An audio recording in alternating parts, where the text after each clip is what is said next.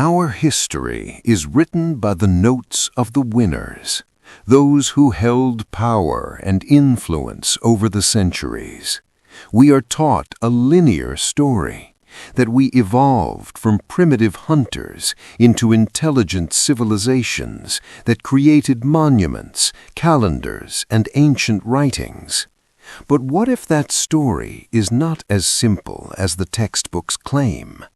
What if the tales of gods, angels, and great disasters were more literal than they first appeared? In the vast, silent stretches of the ancient world, certain figures appear who defy every law of historical record. They are so powerful, so enigmatic, that they transcend the ink of the victors. Meet Melchizedek. He emerges from the desert haze to meet Abraham, the father of nations. But unlike every other king, hero, or patriarch in the human record, Melchizedek has a terrifying anomaly. He has no recorded father, no mother, and no genealogy. In a world obsessed with bloodlines, he is a man who seemingly stepped out of the void. Much like the mysterious Book of Enoch, a text containing ancient knowledge beyond human understanding that was consciously censored, forgotten, or ignored, Melchizedek represents a forbidden connection to our true origins. He is called the King of Salem and the priest of the Most High, yet he exists outside the official timeline of the Bible. Is it possible he was a mere man, or was he something more?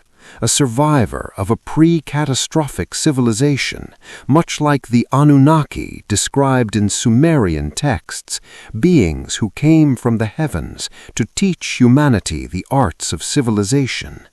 If the story of our race was transformed by a catastrophic event at the end of the last ice age, is Melchizedek the living bridge to that lost world? Tonight, we peel back the layers of the official canon to find the king who was never born and will never truly die. Welcome to the new episode of Beyond the Century. The history we are taught suggests a slow climb from primitive hunters to organized society, but the records of the winners often skip over the anomalies that don't fit the timeline. One such anomaly occurs in a desolate valley following a great conflict. Abraham, the legendary patriarch and father of nations, returns from battle as a conqueror. But instead of claiming total glory, he stops. He bows. He pays a tithe, 10% of everything he owns, to a man who shouldn't exist in that era. This mysterious stranger is Melchizedek, the king of Salem. Long before Jerusalem was established as a holy city by the Israelites, it was Salem, the city of peace. But who built it? Who ruled it before the tribes of the earth arrived? If humanity was merely transitioning from a nomadic lifestyle to settled agriculture during this period, how do we explain a fully realized city of peace governed by a king whose wisdom was already legendary? The true shock, however, lies in Melchizedek's faith. In a world dominated by local tribal deities and the gods who supposedly descended to earth to teach man the arts of war and science, Melchizedek served only one, the Most High God. This pure monotheism appears as if from thin air. Where did this sophisticated spiritual understanding come from if the rest of the world was still struggling with the basics of survival? If we look at the details, an entirely alternate history surfaces. Just as the Book of Enoch was censored because it spoke of ancient knowledge beyond human understanding, the existence of Melchizedek suggests a lineage of royalty from the void. Was he a remnant of the cradle of civilization that predates our known records? He stands as a silent witness to a history that has been consciously forgotten or ignored. A king who reigned with a wisdom that the whole world once consulted. To understand the mystery of the king of Salem, we must look toward another figure who was famously taken from the earthly record. In the long-forgotten manuscripts known as the Book of Enoch, we find the story of the seventh patriarch, a man who walked with God and disappeared because God took him. Enoch was the mediator between the gods and the world, a role that mirrors Melchizedek with eerie precision. Both figures serve as a bridge, a cosmic mediator between heaven and earth, holding an authority that seems to predate the very foundations of the biblical world. Enoch is remembered in the earliest legends as the founder of the knowledge of astronomy and the compiler of the solar calendar. He was an initiated one, a name in Hebrew that signifies an enlightened knower who ensures his wisdom does not disappear without a trace. Melchizedek carries this same torch of initiated knowledge. In non-canonical traditions, he's not just a local ruler, he's a guardian of the same solar secrets and celestial wisdom that Enoch brought to mankind. This isn't the history we've been taught, it is a version that has mostly been censored or ignored. This leads to a shocking possibility, the archangel theory. If the Watchers were fallen angels who descended to earth and created hybrids known as the Nephilim, could Melchizedek be the inverse? Ancient beliefs suggest he was not human in the traditional sense, but perhaps a watcher who didn't fall, an observer who remained loyal to the Most High while his brothers succumbed to earthly desires. Some even whispered that Melchizedek was a reincarnation of Enoch himself, returning to guide humanity after the Great Flood. If Enoch was taken to heaven in a chariot of fire, could he have descended once more in the form of this king-priest? Like the Anunnaki of Sumerian myth, beings who came from the heavens and were perceived as gods, Melchizedek exists without end of days, a supernatural presence whose existence suggests that the human lifeline is far more cosmic than we ever dared to imagine. The search for our true history often begins in the most unlikely of places. In the beginning of 1946, in the desolate area now known as the West Bank, a group of teenagers was tending to their sheep and goats near the ancient settlement of Qumran. To pass the time, they tossed stones across the uneven desert terrain.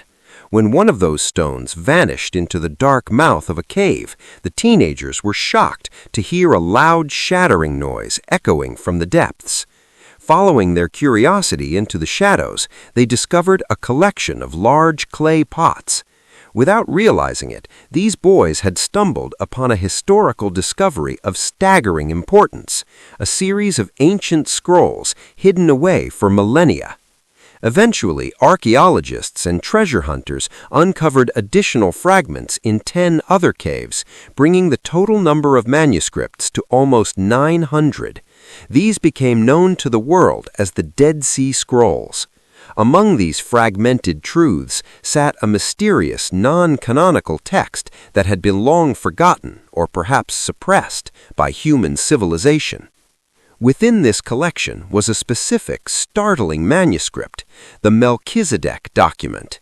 In this secret manuscript, the figure we met in the desert with Abraham is revealed in a new light. He is no longer just a local king of a city called Salem. He is described as a celestial being. The scrolls reveal a shocking mystery.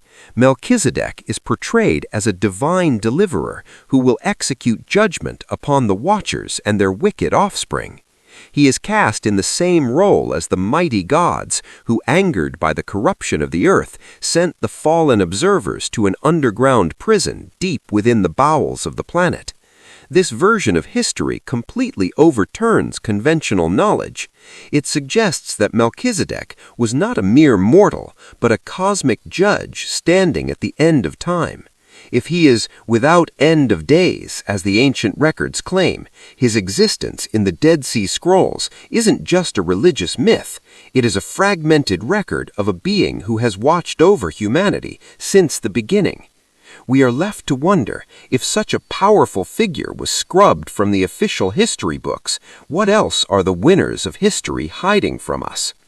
To find the true origin of this immortal priest, we must look further back than the traditions of the Greeks, the Egyptians, or even the Babylonians. According to Sumerian texts, the earth was visited in the distant past by a group of supernatural beings known as the Anunnaki, a name that literally means those who came from the heavens. These visitors are described in ways that are eerily similar to the Watchers found in the Book of Enoch. If we consider the theories of modern thinkers, these Anunnaki were not merely myths, but an ancient race of extraterrestrial beings who came to Earth and were perceived as gods. They are credited with teaching humanity the arts of civilization, astronomy, and science, the very same initiated knowledge associated with both Enoch and Melchizedek. If the Anunnaki and the Watchers are the one and the same, does Melchizedek fit the profile of a stay-behind observer? While other beings interbred with humans and were eventually punished by the mighty gods, Melchizedek remained a steady, divine presence in the city of peace. This brings us to a chilling biological anomaly. The Scriptures and the Dead Sea Scrolls describe Melchizedek as being without beginning of days or end of life. While many view this as a philosophical metaphor, could it be evidence of the long-lived genetics mentioned in the stories of the Nephilim? We know that Enoch's son, Methuselah, lived to the biblical age of 969 years, and Sumerian records list kings who reigned for thousands of years. The Book of Enoch tells of the Nephilim, the hybrid children born from the crossbreeding between these heavenly watchers and human women. These crossbreeds were often described as giants or supernatural beings. If Melchizedek possessed this same divine genetic blueprint, his immortality would not be a miracle, but a matter of biology. He exists as a cosmic human lifeline, a reminder of a time when the heavens were open and the boundary between the divine and the mortal was a thin, shimmering veil. As we reach the end of this journey into the shadows of our past, we are left with a final haunting question that challenges the very foundation of our reality. Is the story of Melchizedek merely a profound allegory for the serpent power, the kundalini or higher consciousness that can be awakened within the human soul? Or is he a literal survivor of the Great Flood, a physical remnant of a pre-catastrophic civilization that existed long before the ice melted?